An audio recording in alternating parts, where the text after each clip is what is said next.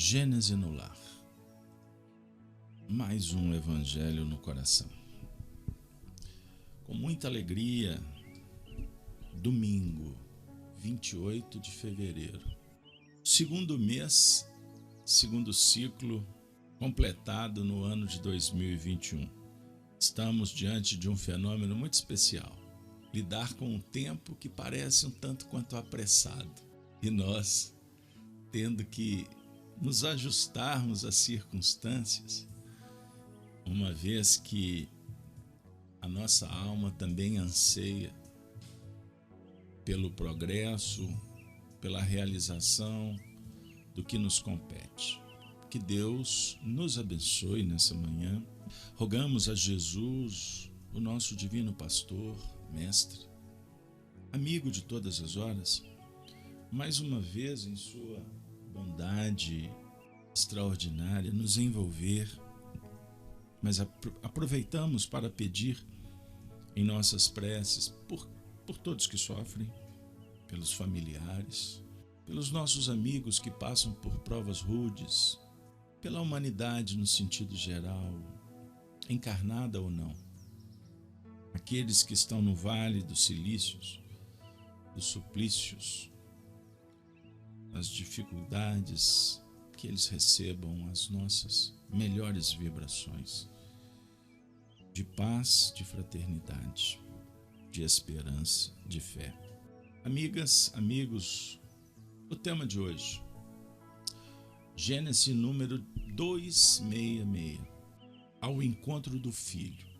O trabalho estará gravitando em torno do Evangelho segundo o Espiritismo, no capítulo 10, do item 1 ao 14. O item 1, bem-aventurados que são os misericordiosos, porque obterão misericórdia. No item 14, perdão das ofensas, um texto dos mais significativos do Evangelho, Simeão e também Paulo de Tarso. Mensagem de Paulo, por exemplo, 1861, e ele traz logo no início um pensamento que se tornou dos mais repetidos, mais conhecidos do Evangelho segundo o Espiritismo sobre o perdão, quando diz: perdoar os inimigos é pedir perdão para si próprio. Perdoar os amigos é dar-lhes uma prova de amizade. Perdoar as ofensas é mostrar-se melhor do que era. Perdoai, pois, meus amigos, a fim de que Deus vos perdoe. Porquanto se fordes duros, exigentes e inflexíveis, se usardes de rigor até por uma ofensa leve, como querereis que Deus esqueça de que cada dia maior necessidade tendes de indulgência? Que bela reflexão. Importante, alertivo. Um grupo se reuniu para estudar esse texto. O grupo que tinha a presença de estudiosos interessados na mensagem do Cristo, do Espiritismo, e dentre eles, no âmbito encarnado, Francisco Cândido Xavier. E agora nós vamos convidar Chico para o nosso ambiente virtual. Quando ele endereçou uma mensagem de Emmanuel para Herculano Pires e os seguintes comentários. Espero que estas palavras sejam importantes para o seu dia, para o seu momento histórico, na travessia reencarnatória. Abre aspas. Na certeza de que os amigos espirituais nos observam, creio que a palavra de nosso caro Emmanuel foi suscitada por um acontecimento que nem todos em nossa reunião pública perceberam. Dentre os visitantes estava um casal de amigos que viera não só ao contato de nossos trabalhos, mas igualmente ao encontro de um filho que chegou da cidade próxima a fim de revê-los. Tratava-se de um rapaz detido na prisão de comunidade vizinha, que, com a permissão generosa das autoridades, vinha escoltado por 2 guardas para ver os genitores, especialmente a sua mãezinha, portadora de moléstia grave. Num banco ao nosso redor, vi quando a senhora abraçou o jovem e exclamou: "Ah, meu filho, meu filho." Não consegui também conter as minhas lágrimas, disse Chico. Lembrei-me da bondade de meus pais para comigo e pensei que eu poderia estar na posição daquele filho, sequioso, de perdão e de afeto, e confesso que chorei. Penso, porém, que alguma coisa de muito grave estará nos registros do que haja acontecido, porque pequeno grupo de pessoas não gostou da nossa simpatia pelo moço. Observando isso, procurei conter-me para que os pais sofredores não tivessem conhecimento da reduzida movimentação de censura que se fizera. E o fato passou sem maiores comentários. No início de nossas tarefas, o Evangelho segundo o Espiritismo nos forneceu para o estudo o item 14 do capítulo 10. E ao fim da reunião, nosso caro Emmanuel escreveu por nosso intermédio a página que envio para esse grupo amigo, para vocês, para todos nós, intitulada Prova e Julgamento. Ouçamos Emmanuel agora no nosso espaço virtual. De certo que o Senhor nos terá advertido contra os riscos do julgamento, observando-nos a inclinação espontânea para projetar-nos em assuntos alheios. Habitualmente, perante os nossos irmãos em experiências difíceis, estamos induzidos a imaginar neles o que sentimos e pensamos acerca de nós próprios.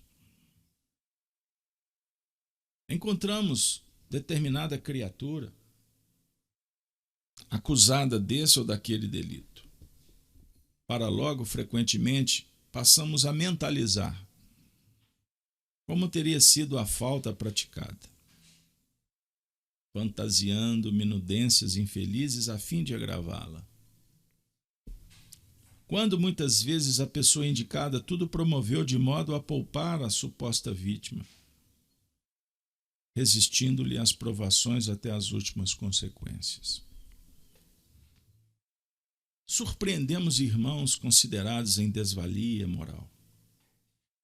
E de imediato, ao registrar-lhes o abatimento, ideamos quadros reprováveis de conduta sobre as telas da inquietude em que terão entrado, emprestando-lhes ao comportamento, o comportamento talvez menos digno que teríamos adotado na problemática de ordem espiritual em que se acham envoltos, quando, na maioria das ocasiões, são almas violadas por circunstâncias cruéis.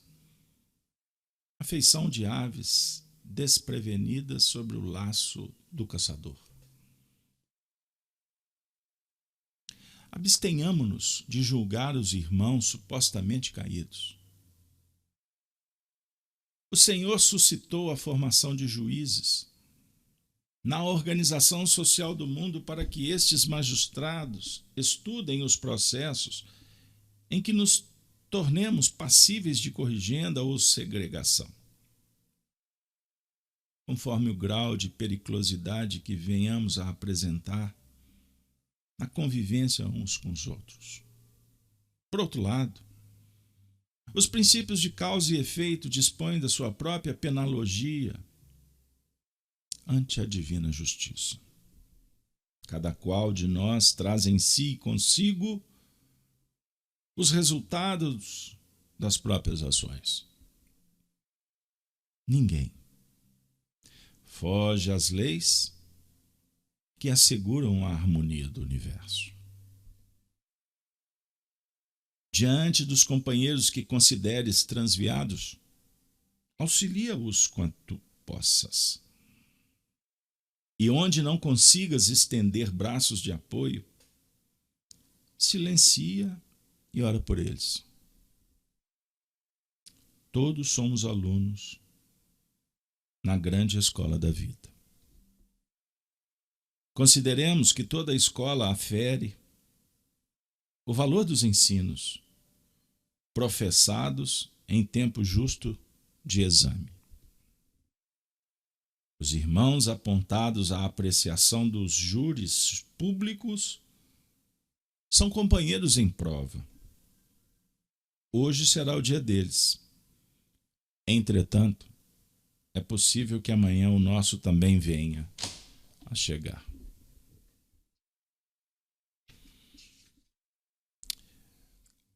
Pequeno comentário. Ao encontro do filho, essa missiva, Chico abre o coração. Abre o coração diante da cena ocorrida na casa espírita, naquele encontro inesquecível para ele,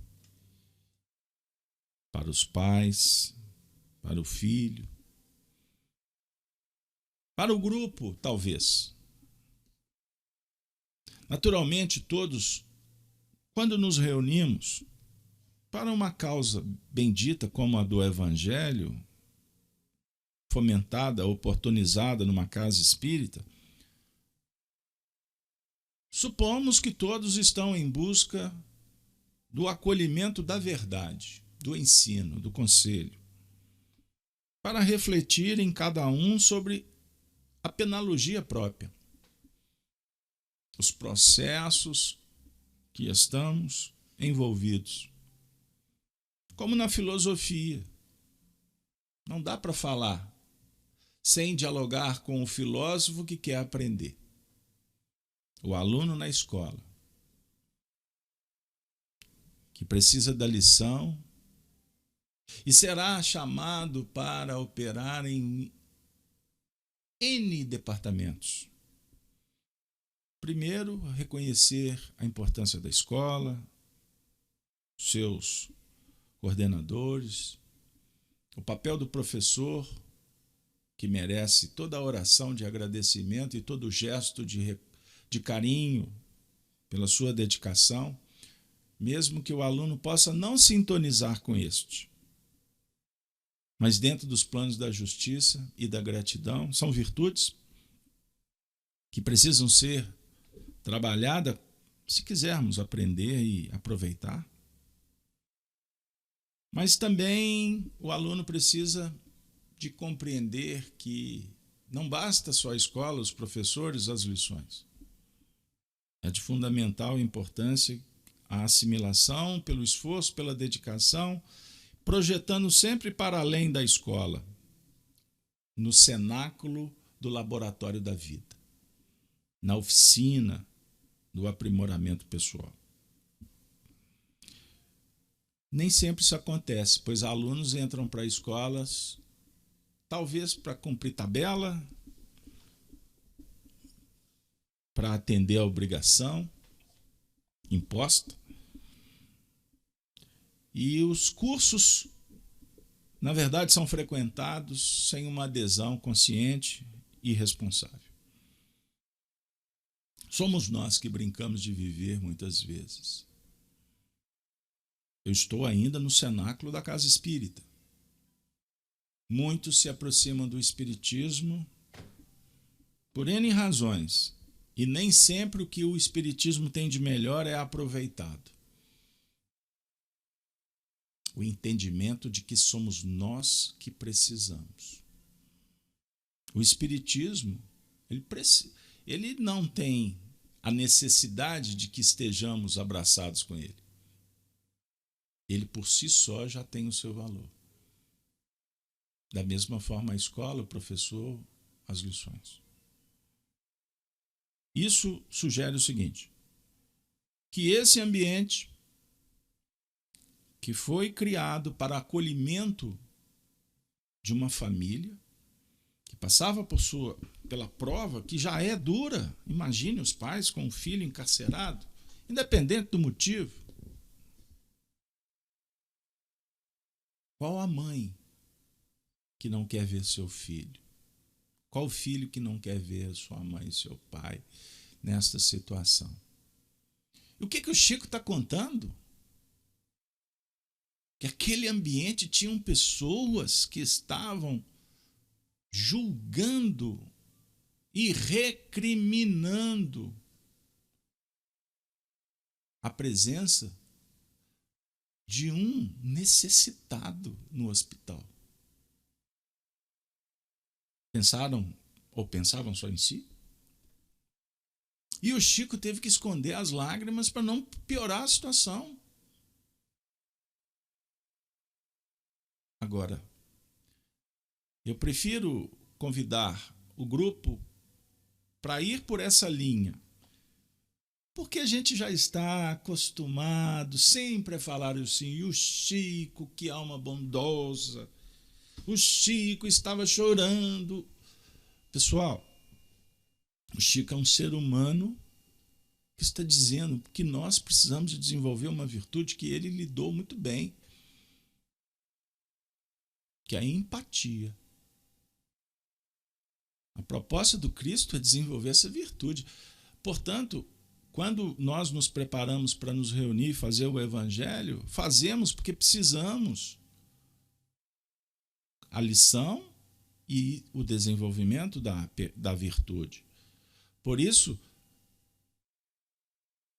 não é producente que uma reunião fosse realizada apenas para nós. Ela é compartilhada. E quando eu estou do lado de alguém, esse alguém tem uma necessidade como a minha, encarnado ou desencarnado. Por isso, estar sentado ao lado significa compartilha o seu lado bom, compreenda as dificuldades do outro e, se possível, ofereça algo. Mesmo que seja uma boa noite, seja bem-vindo. Ou um sorriso discreto. A dizer assim, eu tô contente de estar do seu lado. Porque não justifica mais o evangelho de fora, ritual, apenas do interesse pessoal. O Jesus que vai resolver a minha doença, o meu drama. Não, isso não dá mais para nós que estamos realmente imbuídos de nos aproximarmos do Mestre. E isso não se faz por palavras ou pelo gestual, ou pela roupa, ou pelo local que tu frequenta.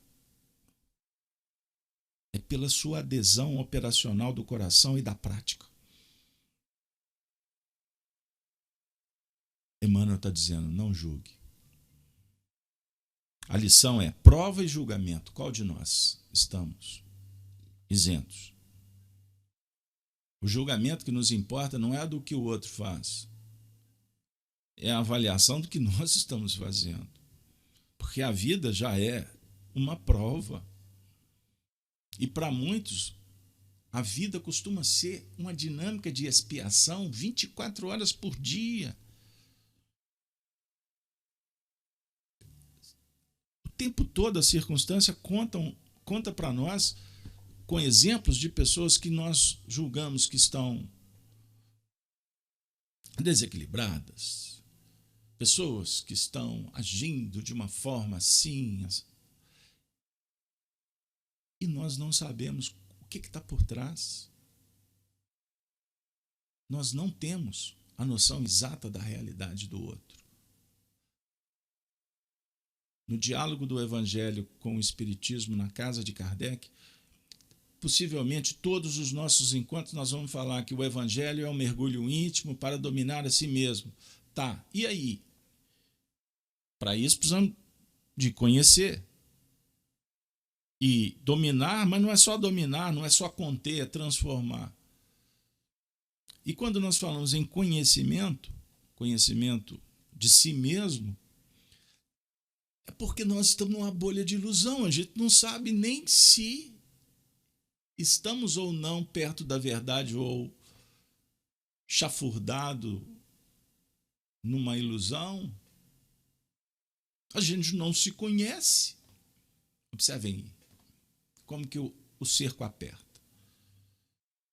Então tem muita gente indo para o centro espírita até saindo de si mesmo, querendo resolver o mundo, mudar tudo, mas continua perdido em si mesmo. E esse movimento de querer mudar o mundo, ele é desautorizado pela própria infantilidade em enfrentar os nossos desafios. Com isso, o Espiritismo se torna apenas um movimento social.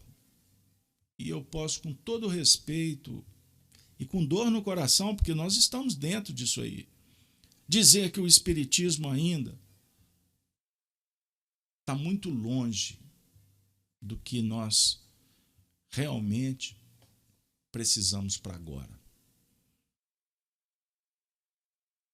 Imaginem a gente no centro espírita julgando o outro. O médium olhando para o outro e falando assim, atrevido, hein? Ou o outro dizendo assim, eu vou ficar amigo do dirigente para o dirigente abrir porta. Me dá poder. Ou eu estou aqui fazendo evangelho, convidando vocês para a oração e daqui a pouco eu pego o chicote e vou bater no lombo de alguém. Isso não é evangelho nem aqui, nem na confederação infernal do quinto das regiões umbralinas. Em lugar nenhum isso é evangelho, é cristianismo. No mínimo,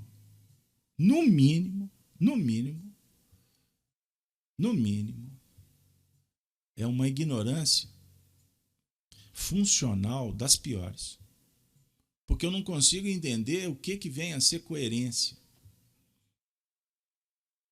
Agora, eu não estou aqui falando que nós temos que ser hipócrita, passar um vernizinho e aqui todo mundo fala manso, todo mundo é irmãozinho. Não. Você é você. Aliás, esconder quem é você é mentir. Mas eu tenho para mim que uma das escolas básicas da sociedade se chama dos bons modos. Isso faz parte de uma educação de princípios.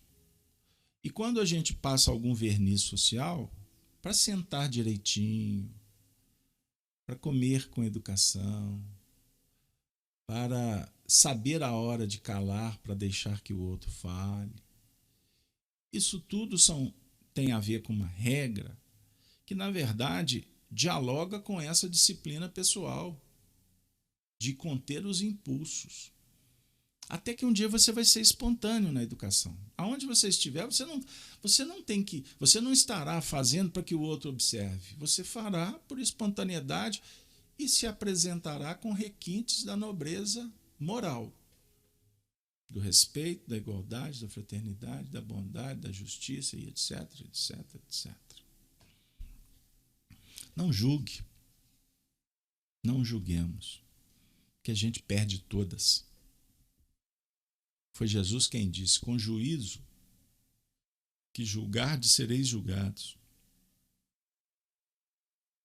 Foi Jesus quem disse, eu a ninguém julgo, embora o meu juízo seja perfeito. Porque o meu juízo é o do Pai. Olha o que Jesus quis dizer, gente. Isso é extraordinário. O que ele quer? Vamos fazer um esforço? Por que ele disse, meu juízo é o mesmo do Pai? Bom, ele não é Deus. Jesus não está dizendo que ele é perfeito, como Deus. Mas ele está falando alguma coisa no sentido de que, como ele tem conhecimento, ele tem consciência, não é conhecimento, ele tem consciência das coisas, ou seja, ele lida com o passado, com o futuro, numa dinâmica diferente da nossa, porque nós não conseguimos ver o passado e temos uma dificuldade enorme de ver o futuro. Então a gente trabalha com o que está aí, o que está disponível. Por isso que o julgamento, ele está dentro de 4 paredes. Você não consegue ver o que está acontecendo no mundo globalizado. Ele consegue. Eu estou falando num nível assim bem superficial, porque o assunto é muito complexo. Você fala assim, fulano não presta. Por que não presta? Presta sim. Aliás, presta atenção quem falar isso. Porque todos somos irmãos. Isso aí tem preconceito. Isso tem um movimento de exclusão violento, gerando doenças e imperfeições. Nós somos todos irmãos em fase de aprendizado diferente. Todo mundo tem seu valor. Se algumas imperfeições do outro nos causam desconforto, avaliemos se isso está na pauta da nossa responsabilidade administrar. Se não, é melhor passar ao largo, abençoando. Mas saibamos que se tem alguma coisa que nos incomoda ou nos emula, nós precisamos de entender o que está acontecendo para aproveitar melhor a lição. Emmanuel tem um pensamento muito especial, que é um desenvolvimento do capítulo do Evangelho segundo o Espiritismo, que fala do honrai vosso pai e vossa mãe, parentela corporal, parentela espiritual. Só um ajuste técnico doutrinário, tá bom? A dizer que o Emmanuel é um grande estudioso de Espiritismo. Ele diz assim que a família é o centro essencial dos nossos reflexos. Reflexos bons ou não. Então tudo que a família nos oferece é o que nós precisamos para despertar. Se alguém gritar com você, é porque você grita com alguém. Se alguém está te cobrando alguma coisa, é porque você está um expert de cobrança. Se alguém está jogando pedra, quer mudar de assunto? Mas quando alguém te acalenta, quando alguém te acaricia, é porque você também faz isso. Então é um movimento de virtudes e vícios, ou imperfeições, como queira. Vamos aprender com o Chico, que está muito pertinho da gente, mineiro, Pedro Leopoldo, você de Belo Horizonte, só 30 quilômetros. Graças a Deus eu vivi lá minha infância. E hoje é que aquela brisa, que aquele aroma daquela cidade estão repercutindo, que na época eu era uma criança. Então me recordo com muita saudade. Não do Chico, porque eu não o conheci naquele período. Embora suas histórias sempre me visitaram através de outrem. Mas o Chico, Pedro Leopoldo, me faz lembrar do meu pai, dos meus avós, dos meus primos, das minhas tias. A maioria deles estão no mundo espiritual hoje. E eu fico tentando buscar a história que eles me legaram, para servir de motivação para continuar na caminhada. E todos os atropelos, as dificuldades, as imperfeições também me fazem voltar no tempo para tentar reparar. São histórias e cada um tem a sua. Que a gente possa pensar na mensagem do juízo, como Herculano Pires fecha o nosso encontro dizendo: todos erramos, até mesmo os santos erraram. Por isso disse Jesus: não julgueis para não seres julgados. Herculano ainda nos faz lembrar que Simeão nos aconselha a esquecer o mal e pensar apenas no bem que pode ser feito. Por mais inúteis que nos julguemos e por piores que nos consideremos, há sempre diante de nós uma oportunidade de fazer o bem. Pensando no mal, perdemo-la. pensando no bem, podemos aproveitá-la. No doloroso episódio que Chico Xavier nos revela e que provocou a mensagem de Emmanuel, temos um exemplo vivo dessa realidade. Chico não perguntou de que crime o rapaz era acusado. Sofreu com ele e com os pais na prática da caridade. Alguns companheiros de reunião, entretanto, não pensaram assim. Não sentiram esse impulso de solidariedade humana. E o simples fato de censurarem um médium produziu um constrangimento do bem. O dia do juízo chega para todos nós. Para aquele rapaz já havia chegado e ele cumpriu o veredito da lei. Sabendo disso e compreendendo que Deus quer a salvação de todos, mesmo dos piores criminosos, nosso dever é o do bom samaritano, que socorreu o próximo sem indagar de seus antecedentes. Lemos no Eclesiastes que Deus fez tempo para tudo. E Emmanuel lembra-nos que existe o tempo justo de exame.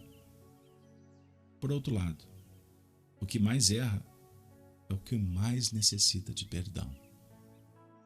O que menos amor revela em sua conduta é o que de mais amor necessita. Herculano Pires. E nas vibrações do perdão, como poetisa Maria Dolores, o perdão é a lei da natureza. Divino mistério do amor verdadeiro. Que possamos nos abraçar como amigos, respeitosos quanto à vida, admiradores do bem comum, da lei divina do progresso, e possamos sentir Jesus cada vez mais perto e nos aproximarmos na definitiva conciliação através da prática da caridade. Para com todos, para com todos. Não esqueçamos disso. Com humildade, com simplicidade, nós chegaremos lá. Gênese no lar. Agradecemos, Senhor, por mais um encontro, por mais um momento de espiritismo, de religiosidade, de espiritualidade. Ave Cristo. Tenha um ótimo domingo. Minha amiga, meu amigo. Muito obrigado. Até o próximo Gênese no Lar.